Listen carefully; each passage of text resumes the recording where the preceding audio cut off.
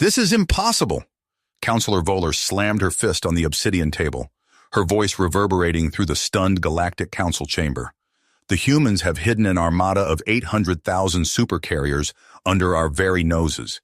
Each one dwarfs our mightiest dreadnoughts. Bewilderment and outrage swept through the gathered, starfaring species. Long-range scans had detected the unprecedented human fleet massing in the Sol system, shattering the Council's belief in humanity's technological inferiority. As tempers flared, Admiral Eric Burns strode in, humanity's ambassador, flanked by guards in gleaming power armor. Burns confirmed the fleet's existence, a testament to centuries of clandestine human ingenuity. While the Council dismissed humans as primitive, Earth's brightest minds had toiled in hidden shipyards, forging unrivaled technologies. This fleet stands ready to defend humanity against any foe, Burns declared, his voice unwavering, including those in this very chamber who now scheme against us. Tensions skyrocketed. Some counselors demanded the human threat be contained immediately, by force if necessary. Others, more cautious, argued for diplomacy in the face of this new balance of power. Voller called for calm, persuading the divided council to seek a peaceful solution. She invited Burns to the Ulian colony of Astral Vista to negotiate a treaty acknowledging humanity's ascendance. As the council adjourned and the galaxy's fleets watched the Sol system with newfound wariness, one truth became inescapable. The future hinged on the fateful talks to come on Astral Vista. For Burns and humanity, failure meant not just the loss of their supercarrier fleet, but potentially the subjugation of Earth itself. The path ahead was fraught with peril, but they would not yield. Not now, when the very fate of human civilization hung in the balance. Destiny awaited them at the negotiating table, where the course of galactic history would be forever altered. The sleek lines of the supercarrier UES Vanguard cut through the starry void as it approached Astral Vista. On the bridge, Admiral Eric Burns stood perfectly upright, his gaze fixed on the monitor displaying the Ulian colony's gleaming spires. A marvel of alien engineering, the city stretched across the landscape like a luminous spider's web, its graceful lines belying the advanced technology within. As the Vanguard settled onto the landing pad, Burns straightened his uniform and strode towards the airlock. The hiss of pressurized air greeted him as the doors slid open, revealing a delegation of Ulian dignitaries led by Counselor Voller herself. Tall and regal, with shimmering silver skin and piercing violet eyes, Voller exuded an aura of power and wisdom. "Admiral Burns, welcome to Astral Vista," Voller said, extending a slender hand in greeting. "I trust your journey was uneventful?" Burns clasped her hand firmly, feeling the coolness of her skin against his own. "Smooth sailing, Counselor. The Vanguard is a testament to human engineering." Vollar's aide, a striking Ulian female named Zara, stepped forward. "If you'll follow me, Admiral, I'll show you to your quarters. The negotiations will commence in the Grand Hall shortly." As they walked through the colony's pristine corridors, Burns marveled at the sophisticated technology on display. Holographic interfaces flickered to life at a touch, displaying schematics and data streams that hinted at the depth of Ulian knowledge. The humans exchanged awed glances, their own technological achievements suddenly seeming primitive in comparison. In the Grand Hall, an imposing chamber with soaring ceilings and intricate murals depicting the history of the galaxy, Burns and Voller took their seats at the negotiating table. Their respective entourages fanned out behind them, a mix of diplomats, scientists, and military officers. Burns leaned forward, his voice steady. "Counselor Voller, on behalf of the United Earth Federation, I come bearing a message of peace. We seek to establish a new era of cooperation between our peoples, one based on mutual respect and understanding." Voller nodded, her expression guarded. "And what do you propose, Admiral?" "A treaty," Burns replied, sliding a data pad across the table. "One that recognizes Earth as a sovereign power, equal in standing to the other council races. We propose an exchange of technology and resources, a sharing of knowledge that will benefit all our peoples." Voller studied the document, her brow furrowed. "And what of your fleet, Admiral? The Council has concerns about the rapid expansion of human military might." Burns met her gaze unflinchingly. The Supercarrier fleet is a defensive measure. Nothing more. We seek only to protect our worlds and our people. As the negotiations continued, Zara led Burns on a tour of the colony's wonders. In the Hall of Memories, a vast repository of Ulian history and culture, Burns marveled at the holographic displays depicting the aliens' long journey to the stars. "Your people have achieved so much," he murmured, running a hand over a crystalline data terminal. "To think that we once believed ourselves alone in the universe." Zara smiled, her violet eyes sparkling. "And now, Admiral, you stand on the cusp of a new era, one in which humanity takes its rightful place among the stars." But even as Burns and Zara walked the hallowed halls of Ulian history, dark clouds gathered on the horizon. In the depths of space, Vidian warships, jam-packed with advanced weaponry, began to mass at the edge of Ulian territory. Their commanders, driven by a lust for conquest and a hatred of all things human, agitated for war. In the Grand Hall, Burns and Voller worked tirelessly to keep the peace, even as tensions mounted. The delicate balance of power, so recently upended by the revelation of the Supercarrier fleet, teetered on the brink of collapse. And on Earth, Admiral Katya Volskaya, the iron-willed commander of the human fleet, watched the unfolding crisis with growing unease. Her hand hovered over the command console, ready to unleash the might of the supercarriers at a moment's notice. As the UES Titan, a behemoth of human engineering, arrived in Ulian space to reinforce the diplomatic mission, the first shots of a new war echoed across the stars. A Vidian warship, its captain driven by blind hatred, opened fire on a human transport vessel, reducing it to molten slag in a heartbeat. In the Grand Hall, Burns and Voller reacted with shock and horror as news of the attack filtered in. The delicate web of diplomacy, so painstakingly woven, began to unravel before their eyes. And amidst the chaos, Zara made a startling discovery in the depths of the Hall of Memories. An ancient alien artifact, its surface etched with strange glyphs and pulsing with an eerie light, hinted at a threat beyond imagining. A danger that could consume the entire galaxy, human and alien alike. As Burns and Zara huddled over the artifact, their minds racing with the implications of its secrets, the drums of war beat ever louder. The destiny of the universe, and of the fledgling alliance between human and alien, hung in the balance. On Astral Vista, a world caught between the hammer of war and the anvil of peace, the future would be written, and Admiral Eric Burns, a man thrust into the center of the maelstrom, would face the greatest challenge of his life. The ancient artifact pulsed with an eerie blue light as Dr. Marcus Novak carefully placed it on the examination table. Surrounded by a team of human and Ulian scientists in the secure research facility on Astral Vista, he leaned in close, adjusting his magnifying visor. "Fascinating," he murmured, tracing a finger along the intricate glyphs etched into the device's surface. "The craftsmanship is unlike anything I've ever seen." Admiral Burns stood at the back of the room, arms crossed, watching the proceedings with a mixture of curiosity and apprehension. Zara moved to his side, her violet eyes fixed on the artifact. "What do you think it is?" she asked in a hushed tone. Burns shook his head. "I'm not sure, but I have a feeling it's going to change everything." As the days passed, the research team worked tirelessly to unlock the artifact's secrets. But progress was hampered by a series of inexplicable incidents. Equipment malfunctioned, data mysteriously vanished, and power outages plunged the facility into darkness at crucial moments. After the third such occurrence, Burns strode into the lab, his face grim.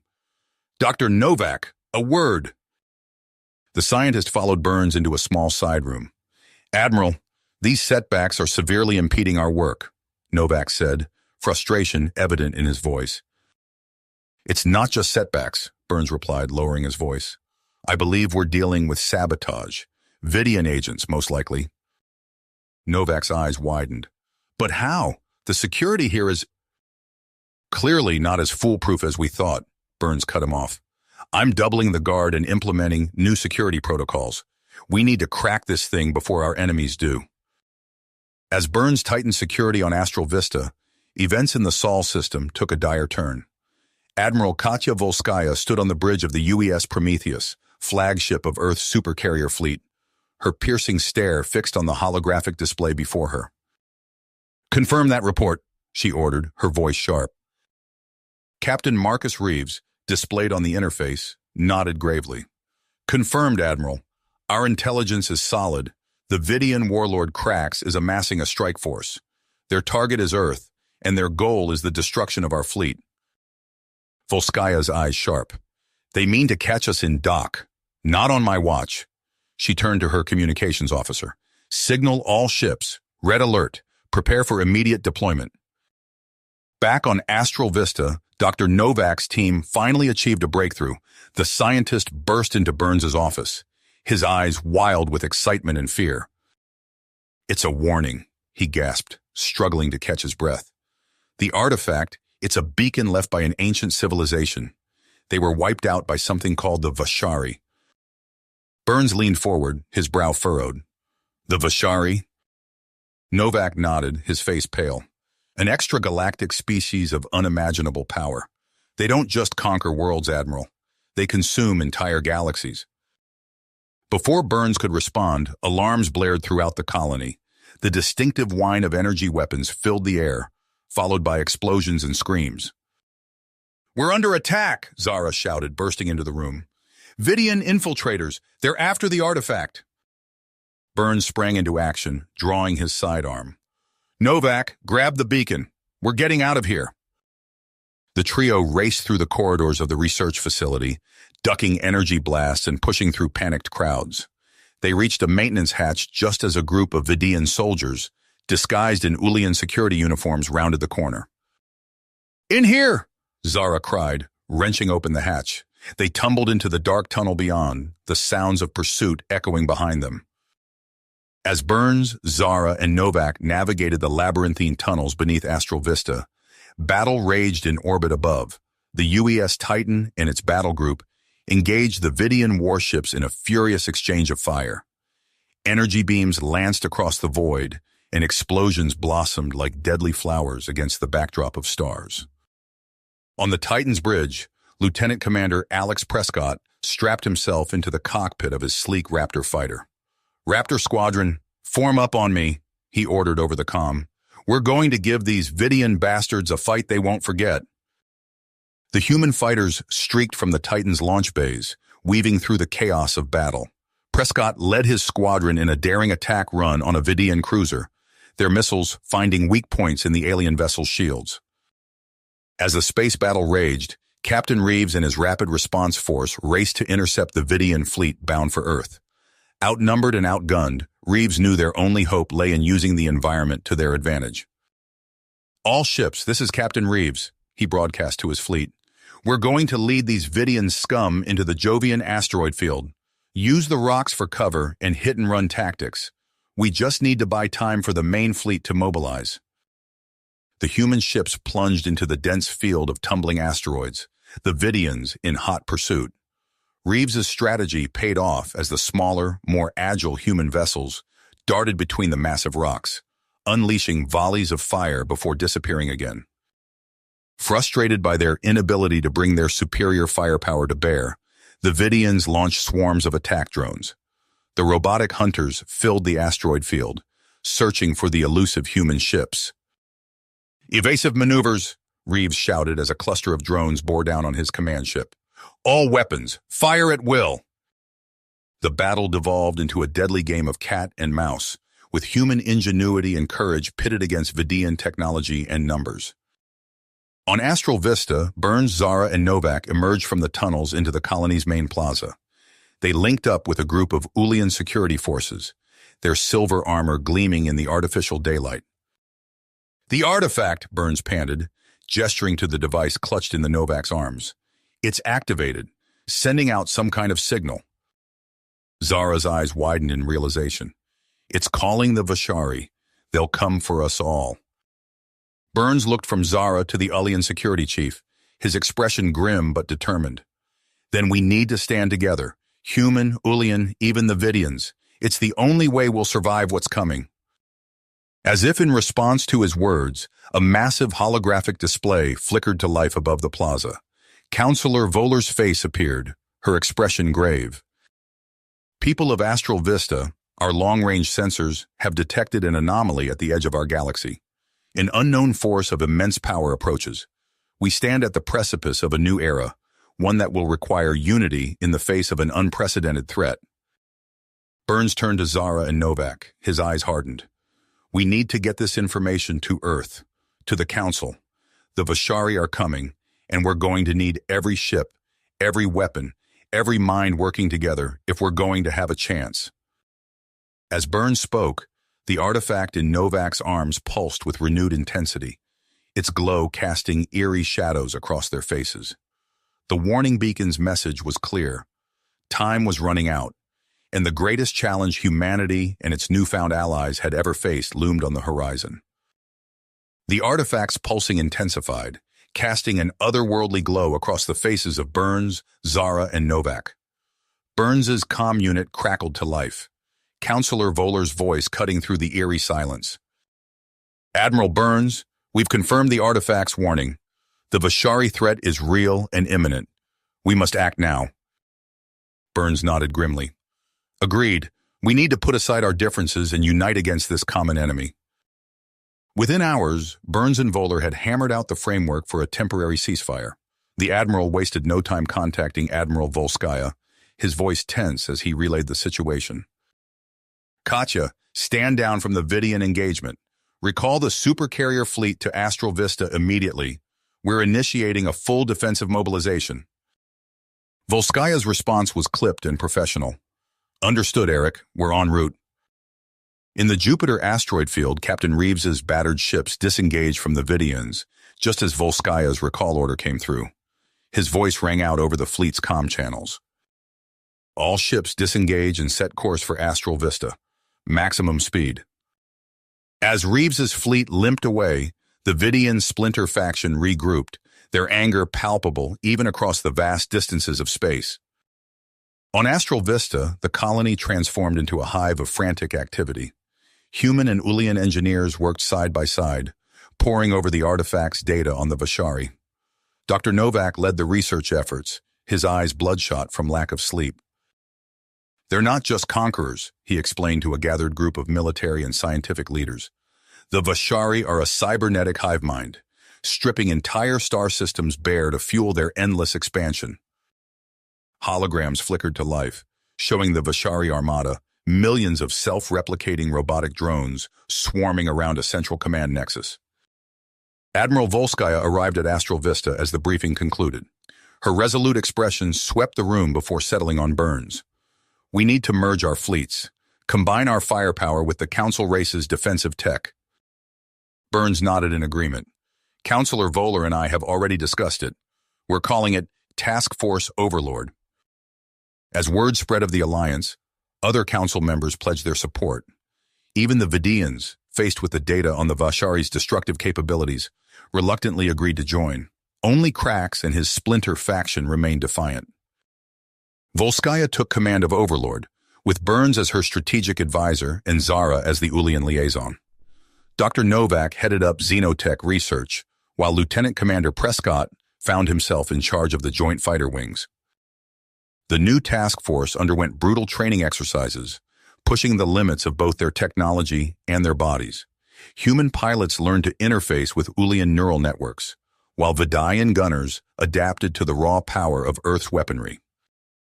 Overlord's first test came sooner than anyone expected. Scout ships detected Vashari forward elements on the galaxy's outer rim. Volskaya's order rang out across the fleet. All ships, prepare for jump. We're making first contact. The battle that followed was unlike anything in recorded history. Vashari swarms of combat drones descended on Overlord like a metallic plague, their movements guided by an inhuman intelligence. Prescott's fighters weaved through the chaos, their weapons finding weak points in the Vashari formations. When the dust settled, Overlord emerged victorious, but the cost was staggering. Volskaya surveyed the damage reports, her face grim. "We need more firepower," she declared. "We're going to build an entire battle cluster around Overlord's core." As the orders went out to every Allied shipyard, Burns stood on the observation deck of the UES Titan, watching the remains of the Vashari scouts drift in the void. He knew the real battle was yet to come. The newly constructed Overlord battle cluster hung in space like a glittering constellation. Its massive supercarriers, flanked by sleek Ulian cruisers, and the angular shapes of Vidian warships. On the bridge of the UES Leviathan, Supreme Commander Volskaya's voice cut through the tense silence. All ships prepare for jump to galactic rim coordinates. This is what we've trained for. Burns felt the familiar lurch as the fleet engaged their FTL drives. Stars stretched into lines, then snapped back into focus as they arrived at their destination. The frozen world before them bore the scars of Vashari occupation. Vast factories and processing plants spread across its surface like a metallic cancer. In the CIC, Burns leaned over a holographic display, Zara at his side. "Prescott, your fighters will engage the drone swarms here and here," he said, highlighting areas on the tactical map. "Draw them away from the capital ships." Prescott's voice crackled over the comm. "Understood, sir. My pilots are ready." As if responding to their arrival, the void erupted with movement.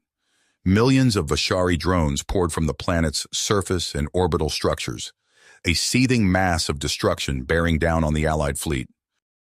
"All ships, weapons free!" Volskaya's order rang out, and the battle was joined. The supercarrier's massive railguns spoke, each round a hypervelocity spear that tore through entire squadrons of drones. Ulian cruisers fired salvos of energy lances, their beams cutting swathes through the enemy formations. Vidian ships unleashed barrages of torpedoes that detonated in blinding flashes, vaporizing thousands of drones at a time. Prescott's voice came through the comm, tense but controlled. "Raptor Squadron, form up on me. We're going in hot." On the tactical display, Burns watched as hundreds of Allied fighters engaged the Vashari swarms. The smaller craft darted and weaved through the chaos, their missiles finding weak points in the drones' formations. A warning klaxon blared. "New contact!" shouted the sensor officer. "It's the Nexus!" The massive Vashari command structure shimmered into view, its stealth fields dropping to reveal a behemoth that dwarfed even the largest Allied ships.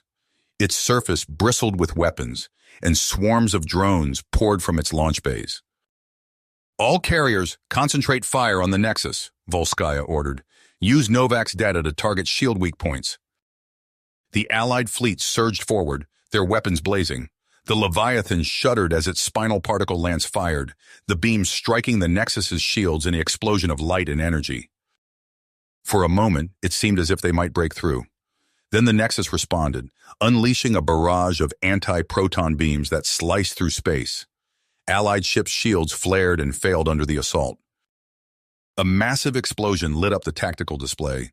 Burns watched in horror as the icon for the UES Dauntless winked out. "Dauntless is gone," Zara whispered, her voice thick with shock. Burns pulled her away from the display. "We can't stop now. We have to press the attack." The battle raged on, but the momentum was shifting. Allied fighters ran low on ammunition, while the Vashari drones seemed endless. Burns could see the strain on Volskaya's face as she prepared to give the order to retreat. Suddenly, new contacts appeared on the sensors. Burns's heart sank as he recognized the signatures of Krax's rogue Vidian ships. But instead of attacking the Allied fleet, the Vidian vessels plunged straight toward the Nexus. Their antiquated antimatter warheads detonated in a series of blinding flashes that finally shattered the Nexus's weakened shields. Volskaya's eyes met Burns, and he knew what had to be done. With a heavy heart, he opened a secure channel to the Allied fleet. "All ships, this is Admiral Burns. Initiate contingency order Tartarus. May God have mercy on our souls." As escape pods and shuttles streamed from the Allied ships, Burns watched the countdown on his display. In the final seconds, he took Zara's hand and closed his eyes. The universe went white. You have reached the end of the story. If you enjoyed this story and want to support us, please leave a like and subscribe to our channel. And for every comment that says 88, I will heart every single one of them. Thank you for your time.